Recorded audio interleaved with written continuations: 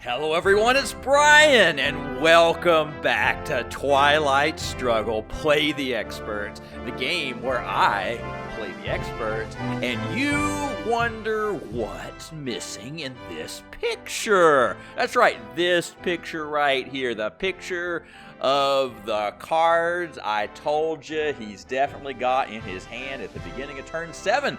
Because at the end of the last episode, I had dropped my piece of paper where I had done all my little counting work, so I was trying to do a quick back of the envelope math there, checking through the events, and this is what I told you he definitely had in his hand.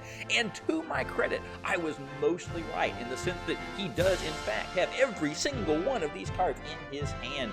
But almost comically, I forgot perhaps the most important card, and the card I had actually been talking about through half the previous turn as a card that is definitely coming in turn 7. Because a little known fact about Twilight Struggle is that not every card in the deck is an event. Some of the cards are not events, and I was only looking at events, and that means I wasn't looking at scoring cards.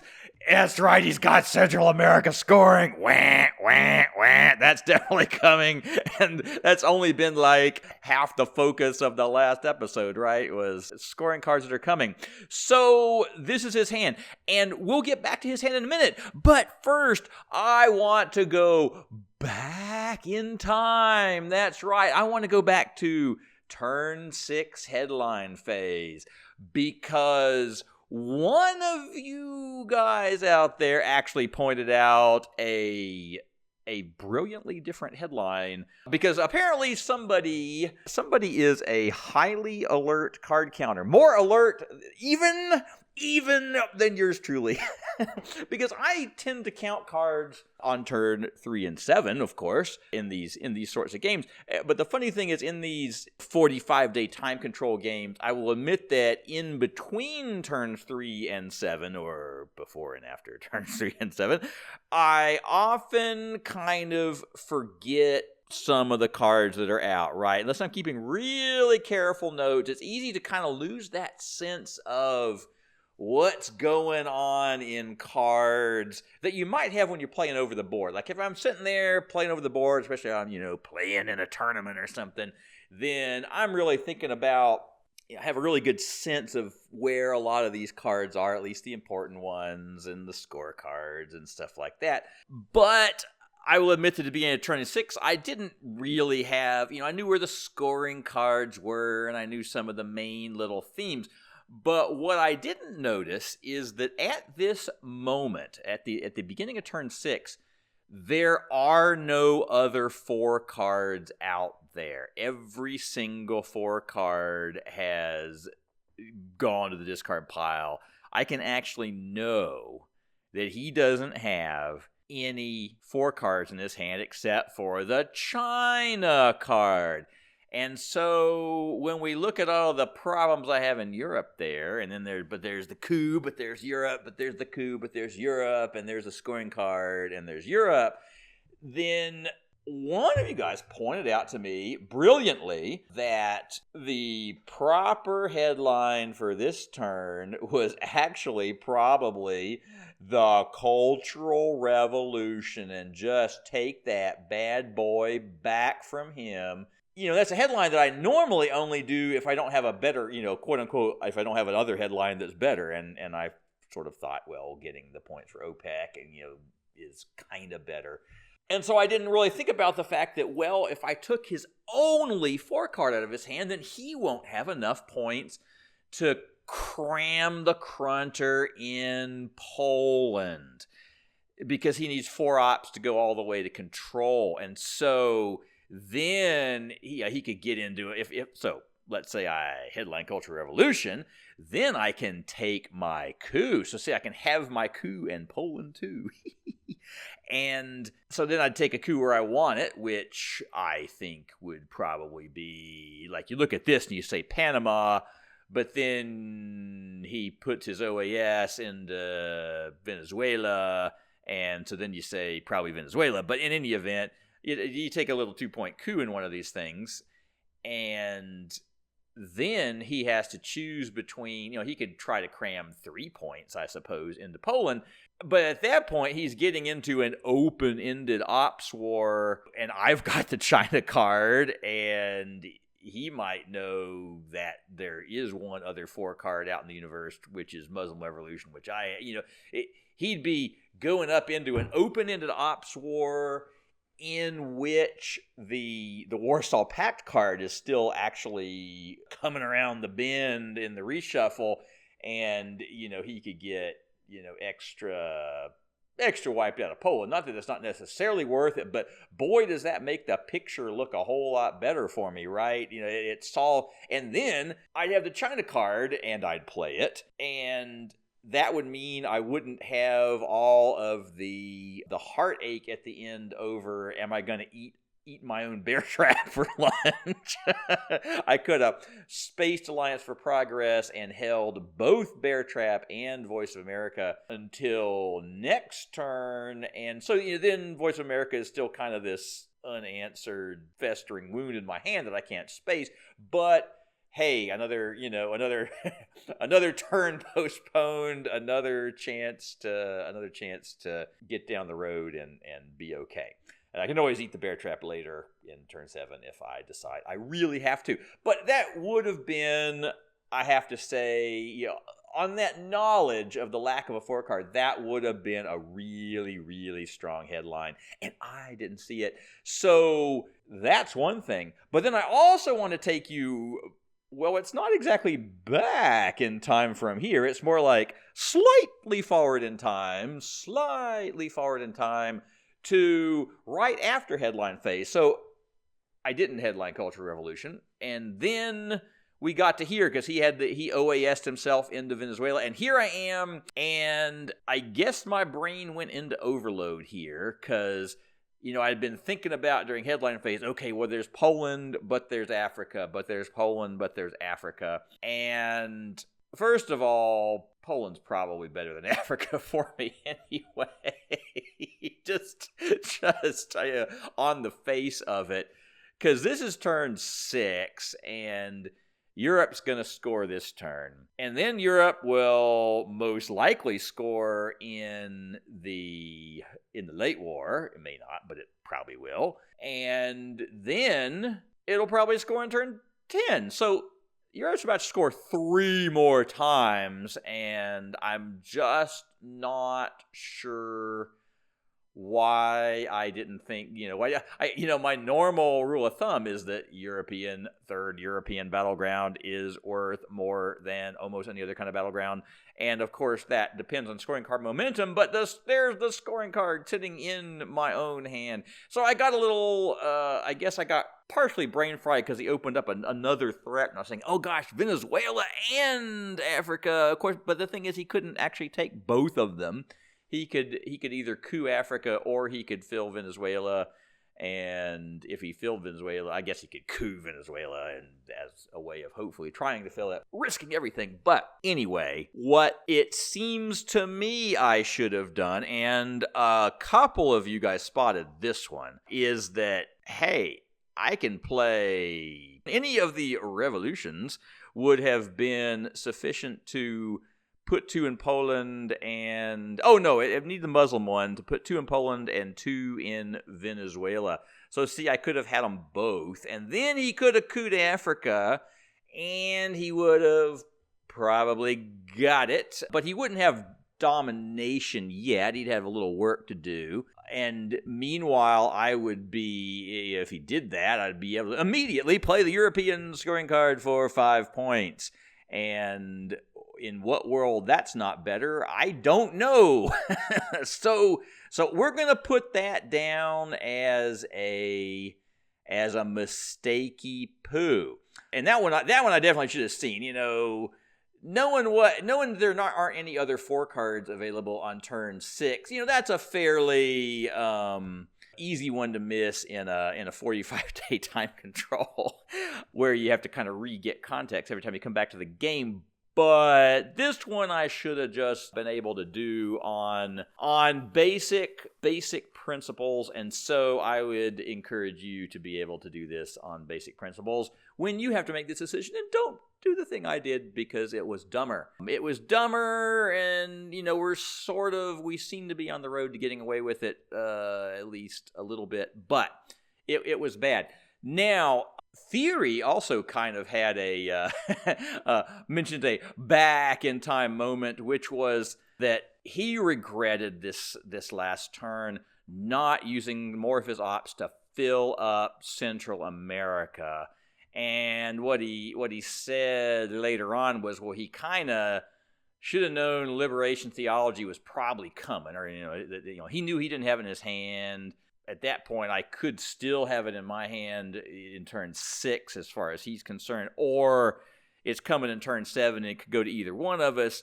He felt like he should have probably preemptively filled Central America, and that would be instead of probably doing the Camp David thing. He got a point for that, and it's always great to get a point for 2 ops, except if you could use the 2 ops to get or defend more points than 2 points, which is to say he knows Central America scoring, definitely knows that's coming, and is definitely going to be scoring, and he needs that. And he's at 8 points, or at least a strong rip at it, right? Needs to let me not be able to defuse it. So his regret was not do, and I think he took a second coup, and he took 1 coup in Africa, which he kind of needed to get off. So he took that second coup, and I think that would have provided the 3rd point, and he could have had all those battlegrounds filled up, and I think he regretted that he had not done that. So those are the back in times, and so we are ready to go back and look at all of this stuff he has in his hand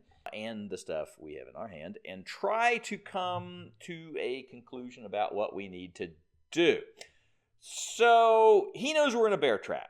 That's one thing, and also we're in a bear trap. And we've got to come up with some kind of headline and some kind of plan. And so in his hand, Junta is probably happening for his headline. Arms race is possibly a threat, except that Junta doesn't give him ops, because it's a quote-unquote free coup, so he doesn't get military ops for it.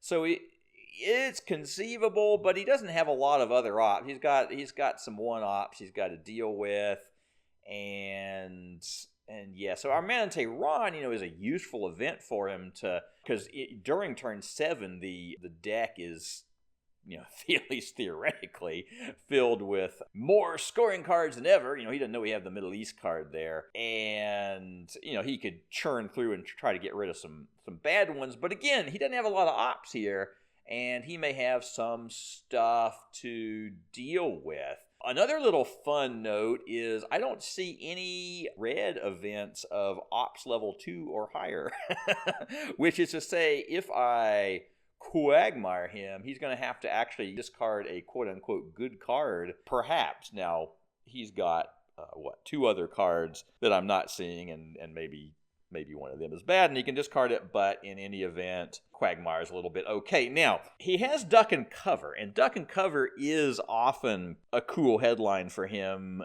because it would get him 3 VP and take the DEFCON to 2, which would normally take away my coup, right?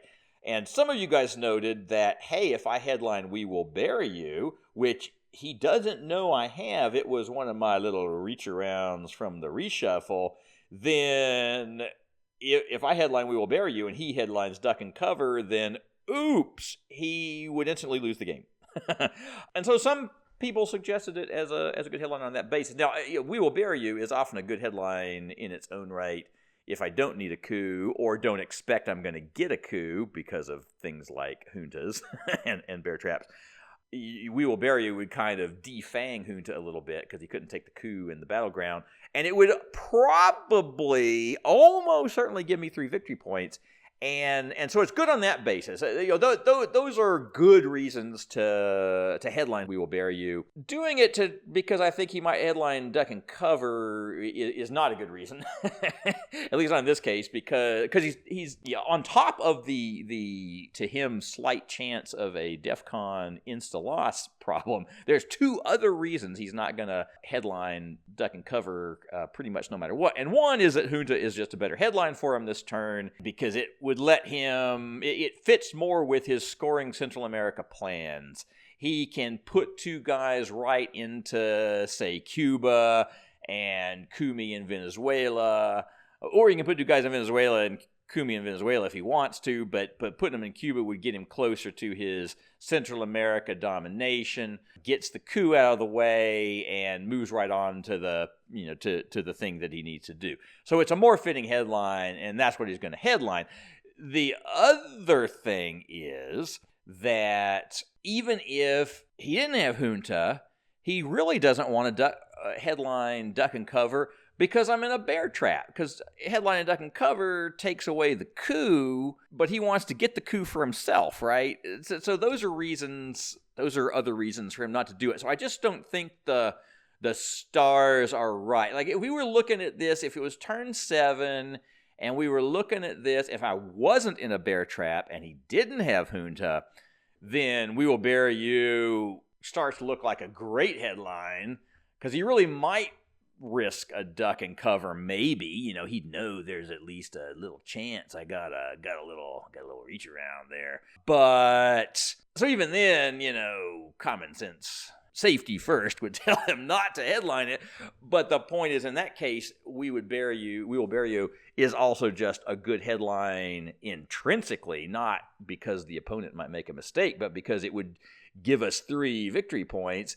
And then maybe he might make a mistake. You don't want to assume your opponent's going to make a mistake, unless that's the last possible way you can win the game. If you need your opponent to accidentally lone gunman himself on the last action round of turn 10 in order to have any hope of winning the game, then I guess you play for that. But until then, we don't want to assume he's going to make an error. We want to assume he's going to make a strongest possible play. And I think his big play is going to be Junta. I don't think most of the other non-scoring cards do we have a lot to worry about, but we do have a lot to worry about in Central America. And ultimately, I'm coming down on the Quagmire side of the fence for our headline, because I feel like getting a key tempo out of our bear trap, subtracting at least a round from our bear trap, making him throw one away, is gonna be our best chance to get through this alive. Then the plan for the turn is get out of the bear trap using Voice of America first. If things go wrong, then it's nuclear subs next, and then SALT negotiations, and then abject surrender. A 1 in 81 chance of abject surrender. But meanwhile, we'll hope we'll get out pretty soon. And we'll hope he'll stay in. Hey, he could stay in the Quagmire. But the most likely scenario is we both get out of our thing right away. And so then it's a quick jab with liberation theology to do what we can and at least kind of stall him. He doesn't have a lot of ops, and so putting 3 guys in there might stall him, and we might end up only holding him to a mere domination or something. But we will try to stab that in, and then it will probably be a last-ditch brush war in most likely Panama to try to lock him out of control. And other than that, we will try to play Africa for the domination. And then we got some spare ops. I think Salt and the Goat, on turn 7, there aren't a lot of good cards to discard pile.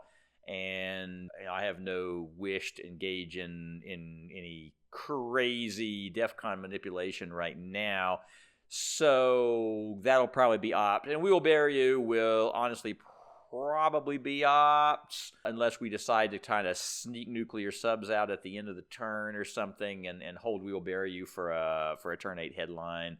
But most likely will be in full emergency, don't let him control and dominate Central America mode. And so we'll probably be crunching it into whatever, Panama, Mexico. Might have to pay the iron price. And so we're going to fight his scoring card. He knows that we've got Africa scoring, so he could try to fight us there. I suspect the battleground's going to be the battles are going to be fought in Central America, though, and then at the end we're going to cash it out.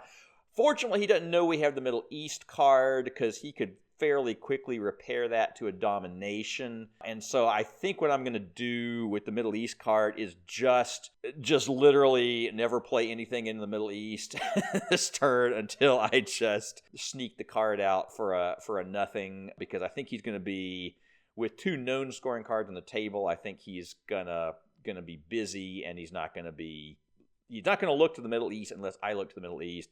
And given that it's for a shuttle diplomacy, and given the country situation that we're actually in fairly good shape in the Middle East, or it could easily get a lot worse. Let's put it that way. I'm just going to try to tiptoe on eggshells around the Middle East. And that's the plan, folks. That is the plan for turn 7, the last turn of the mid-war, in our awesome game of theory. So here it goes. Quagmire as the headline. And sure enough, it's a junta. We are being junted, and here it comes. And he's placing in Venezuela. Boom! And he has squunched Venezuela. Okay, well, we had nothing we could do about that. So it is time there's one good thing about being a bear trap, which is getting rid of the unspaceable Voice of America. Goodbye, Voice of America forever, and success. Okay, well, hey, what's wrong with that? Nothing is wrong with that. We have gotten out of that, so now he must get out of his Quagmire. Oh, no, he doesn't. Well, I'd rather be lucky than good. So we have turned a bear trap around into a tempo for us, which is extra double awesome for us and extra double awful for him, because when we went in that bear trap, who knew when we were coming out, and he wasn't in a Quagmire, and so you could get his stuff all filled up. But fortune has smiled upon us again, and so we stick to the plan. It's just gonna work better. we're gonna lib Theo, and we're gonna definitely break his control here, and we're definitely gonna put a guy in Mexico. And then there's do I want another guy in like Cuba, or another guy in Panama, or another guy in Mexico?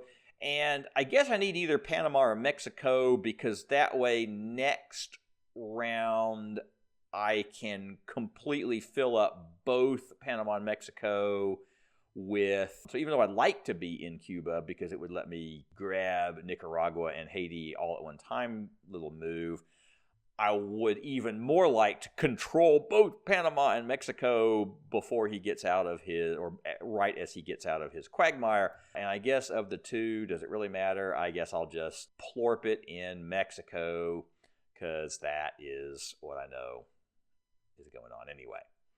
All right, so does he get out? He does. Our man in Tehran. So I see he had to get rid of a good card that time. One of his known cards. There will be no man in Tehran to chortle around the scoring pile. Okay, and now we are able to make this is this is the thing when you get the 2 moves in a row, you can just broke his control in Panama. Now I control Panama and I control Mexico. And so our 4-ops card is good. Now, we don't dominate or anything. He may throw the card away now. Okay, duck and cover for coup. Probably not in Central America. Oh, into Colombia. That is interesting. So my spidey senses are going off here. Because, he needed ops. Sure, he needed ops, but Central America, sir. Central America.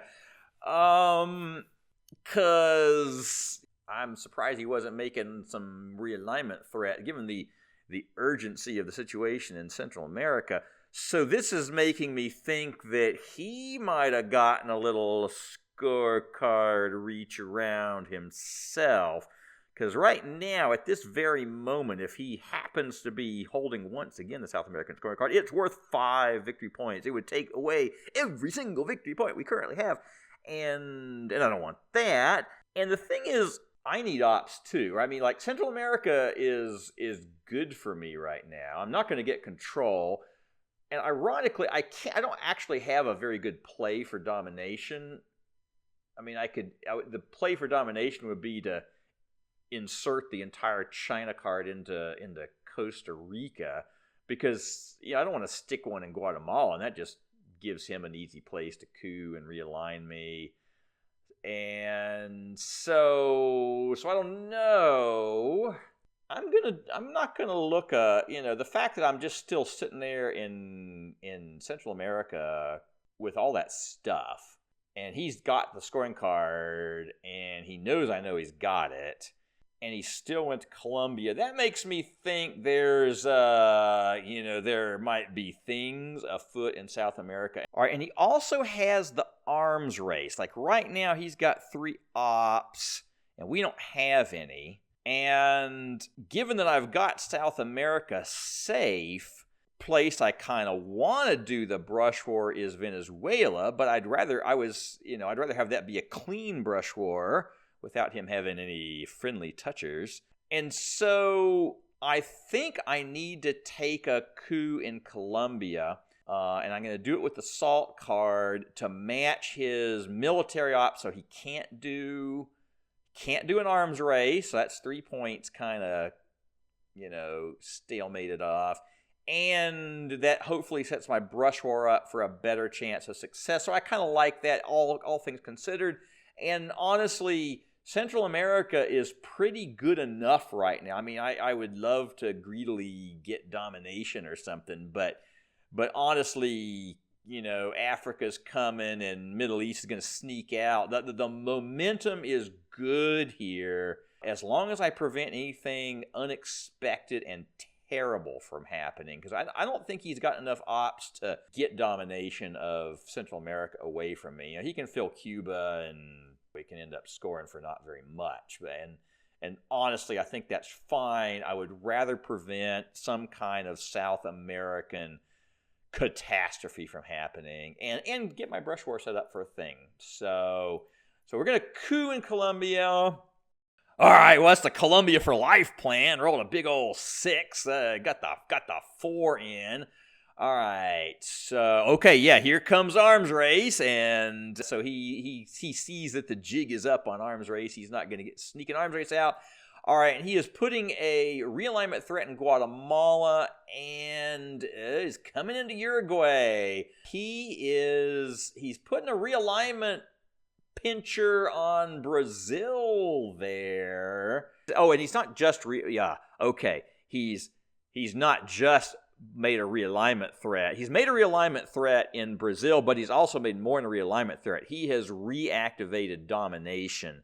So yeah, and I don't really want to coup his 2 down there. My chances are actually much better with my brush war in Venezuela, and in addition to the chances being better, the rewards are higher, because there's both the victory point and there's having the battleground and having it be 5. It'd be Venezuela for life.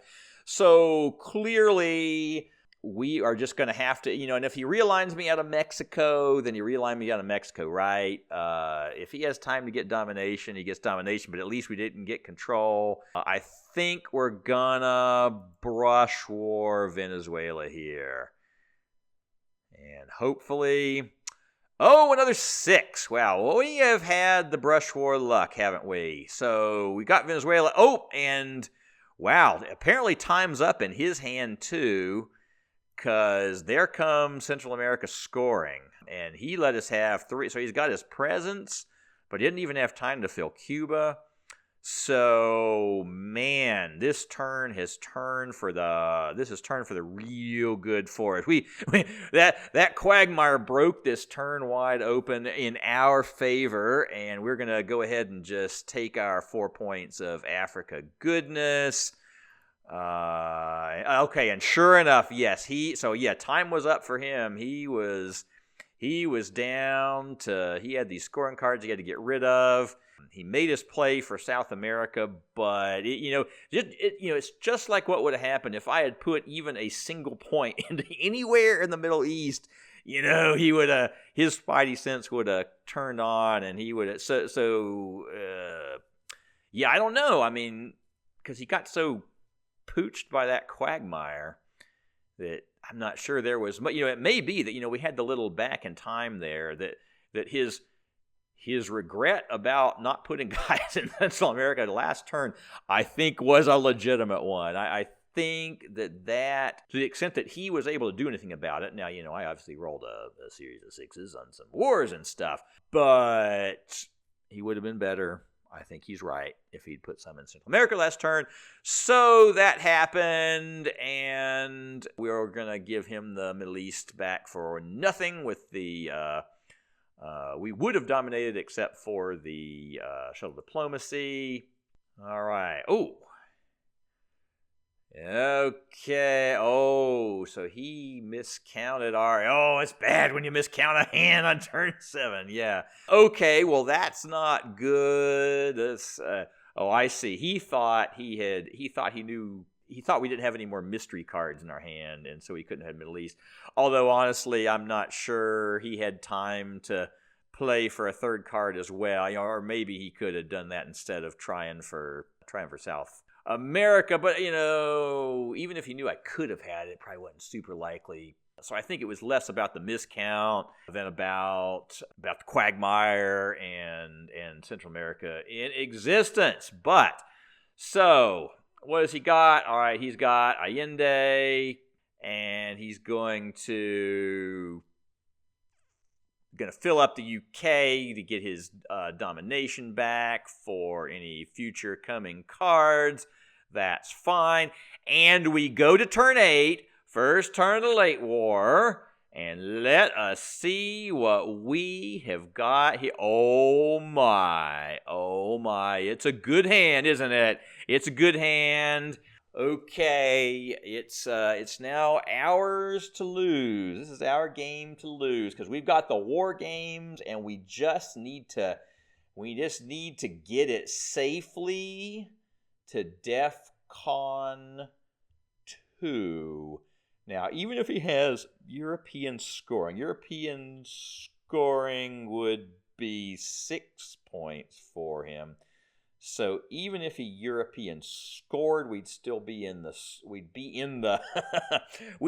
scoring zone for war games. We honestly got most of the scoring things. So he would have a lot of work to do to get that extra point. And that's if he has European scoring available to play immediately.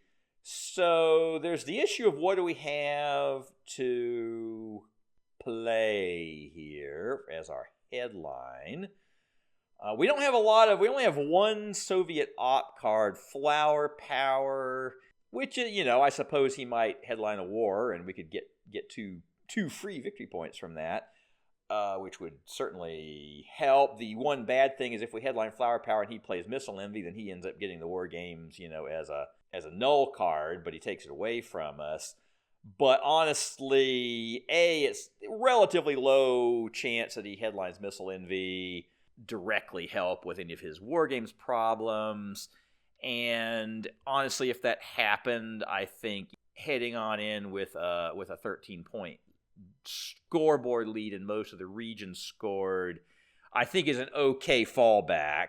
So I think I'm just, I could headline.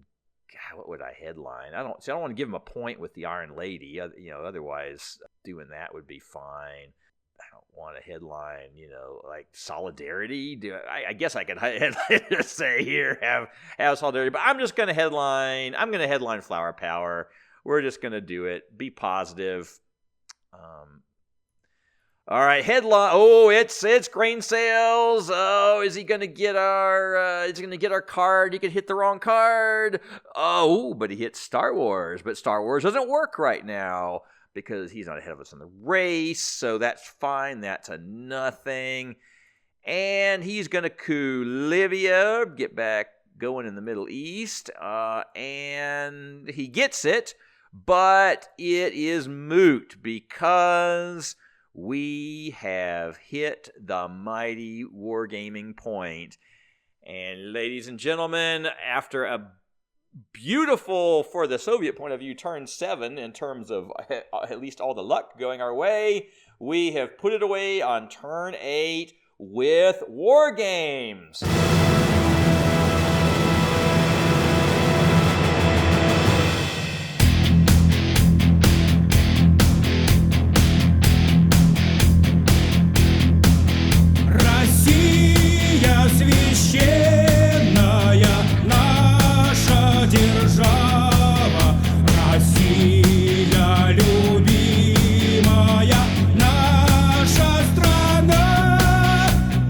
So, wow, and hey, it's been a while since we won an expert game, so that's good. And I think that that means it's time for a treat. We got a new version of the Russian anthem today. Because, I had this funny thing with YouTube where, I got a content ID on one of my earlier episodes in this series, from some completely unrelated performance. It was some singer's thing, and it's and I wrote into the, the appeal thing. I said, look, this is the Russian anthem. Here's where it came from, and it's, it's the public domain version, and I think that's ongoing. It takes 30 days, and they'll probably take that off or whatever. But I realized, hey, they content ID these things, and then they just monetize your thing, and I don't monetize these. So this is an experiment. I'm just gonna. I think this is the group LUBE. It's spelled kind of LUBE, but it's LUBE. And it's their cool rock version of the Russian anthem. And so hopefully the content ID will work and they'll monetize it. And so if you see an ad on this, the money's all going to musicians. But I think it's cool. And hey, why not hear a new and different version of the Russian anthem? If it doesn't work and, I get a copyright strike, then hey, it was an experiment. So let's see how this goes. And anyway, awesome game. We've gone over most of the things, and I will be getting together a new expert to play soon. And I know that Theory and I are going to play again in the future. And so, with all of that, it has been awesome. And I have been Brian, and this is Twilight Struggle. Play the experts.